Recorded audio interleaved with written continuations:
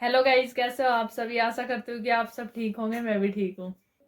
Guys, जिस चीज का इंतजार था हमें जीडीएस के फॉर्म निकलने का, तो भाई उनकी डेट आ गई है। 31 जनवरी से फॉर्म निकलेंगे। जिस भी भाई बहन को फॉर्म भरना हो वो फॉर्म भर सकता है। ऐसा नहीं है कि भाई बहुत सारे कमेंट आते हैं कि दीदी जो कोविड वाले बच्चे हैं भाई उनका सिलेक्शन होगा, या कोविड वाले बच्चे हैं उन मतलब उनका ही सिलेक्शन होगा, उनके ही 100 नंबर है, 98 99 है। तो भाई ऐसा कुछ नहीं है। कोविड 2019 में आया था, उसके बाद 2019 के बाद 20 में एग्जाम हुए थे भाई। बच्चों ने एग्जाम दिए थे अपनी मेहनत से। उसके बाद 2021 में एग्जाम नहीं दिए, इसलिए हरियाणा में सभी बच्चों के 100% नंबर दिए गए थे। तो गाइस 2021 लगा लो, 2022, 2023, 24, 25, 26, तो भाई अब 2026 चल रहा है।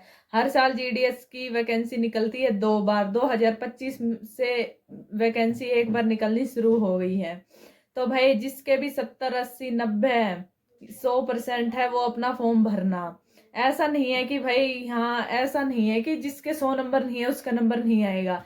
भाई तुम्हारी किस्मत है, नंबर आ भी जाए ना भी आए। और भाई किसी से भी, मैं ये नहीं कह रही कि तुम मेरे से पूछो, किसी से भी पूछो, एडवाइस लो और अपना फॉर्म भरो।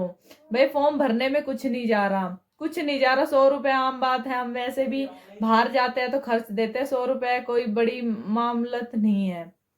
तो भाई जिसी भी भाई बहन को फॉर्म भरना है वो अपने Aadhaar card, PAN card, marksheet, mobile number, email ID, photo, signature तैयार रखे। कल से फॉर्म निकलेंगे और अपना फॉर्म फिल करा दे। बस ये है, फॉर्म भरने में कोई भी जल्दबाजी ना करे। आराम से अपने छोटे बड़े भाई बहन या किसी अदर से, किसी से भी पूछ के अच्छे से फॉर्म फिल करना है।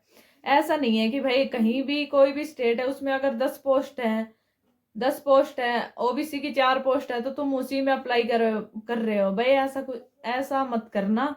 पहले तुम स्टेट चॉइस करना, उसमें देखना कि किस स्टेट में ज्यादा पोस्ट है। फिर उनके बाद तुम देखना तुम्हारी कैटेगरी की कितनी पोस्ट है। फिर उसके बाद डिवीजन चॉइस करना, उसके बाद भरना। और भाई फॉर्म भरते टाइम पहले तुम्हें स्टेट चॉइस करना पड़ेगा, उसके बाद डिवीजन चॉइस करना पड़ेगा। जिस डिवीजन में सबसे ज्यादा पोस्ट है वही डिवीजन चॉइस करना।